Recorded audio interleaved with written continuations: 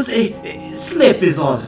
A lapse. I'm getting better, I swear. It's working. If you hadn't come here now during this dip, you would not have known. How long? Since before the orcs came, Nomak. Years before. You couldn't have known. Nobody could have known. It had been so long without a lapse. I thought I had it under control. And how long have you known? For certain, not much longer than you.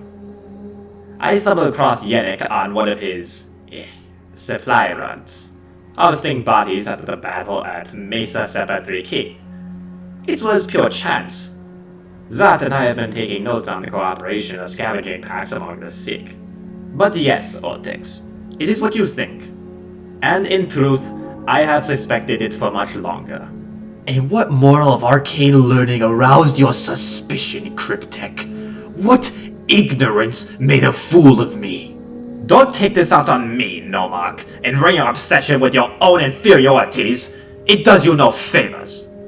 It was nothing arcane, as you put it. Just common sense and the ability to think about people outside the context of oneself, which you should try sometime. Yenekh, quite simply, was overcompensating. The Vizier objected with too much vigor, as the scribe Sehenyet had it. I was trying to hold it back. I know the sickness feeds on rage, with pleasure in killing, in wounding, in flesh.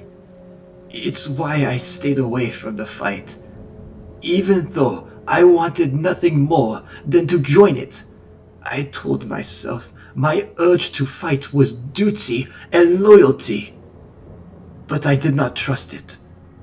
So I confined myself here as the battles were fought.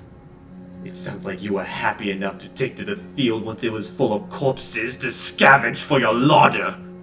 No, friend! Please! The harvesting! It was only once or twice, and the feeding never more than just a little, the tiniest morsel, ever so occasionally, to keep it at bay while I got better. By the blood of the Triarch Yenekh, this is no moral! It is degeneracy made incarnate, and you dare imbue your cowardness with nobility when all you have done is smear yourself in meat while your own tomb was assailed? The worst of it all is your witlessness, Admiral. In times past, you would at least have made me laugh with your lies. The razor's tongue, they said, was the only thing quicker and sharper than his blades. With this self-pity, this weak delusion, you disgraced your own memory. So you would have me just give in to it? Throw myself into a fight, should I? And let gore and madness drown me? Yes. As opposed to hiding away, losing your mind on a ghost ship until it fell to me to come and banish you to the catacombs? Yes, Yenekh. I would have had you do that. So this is what it's come to. My comrade Oltyx banishing me to the catacombs. So be it then, if that's what you feel you must do. Send me below. I won't dishonor myself by resisting. I only plead this. Do you really think I belong in the dark with those things? I have clung on to myself years longer than any of them. Do you truly hold no hope of my curing? You know my thoughts on this matter, Nomak. You think it can be done. I know it can be done. We have spoken before of Drazak and the Bone King who dwells there. The Bone King is a myth, Mentep, a fable woven from madness on the darkling borders of space. There are exaggerations, but there is truth at the heart.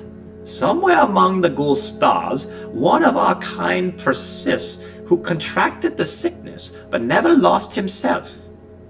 Even amidst the ruin of a million minds, he grappled with the hunger and rose from the struggles as a lord. And how far have you progressed towards determining the method of this Bone King's success in your centuries of study? Further than you know, Oltyx. I am not a dead end yet. Yenekh has held off the worst of his symptoms for a decade or more. With a patient so extraordinary as him, the future is by no means a sealed casket. Ah, that reminds me. I should probably mention the other thing I discovered on return from my exhibition.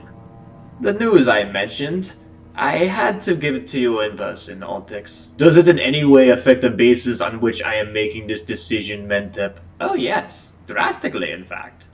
It potentially makes the whole situation irrelevant. I was going to mention it to you on the bridge, in fact. Then why, in the name of the Silent King, Kretek, did you not? I wanted to let you have a few moments in peace, and then to learn the truth of the Admiral's condition before I turned everything upon its head. The thing is, you see, we are all, almost certainly, about to be annihilated.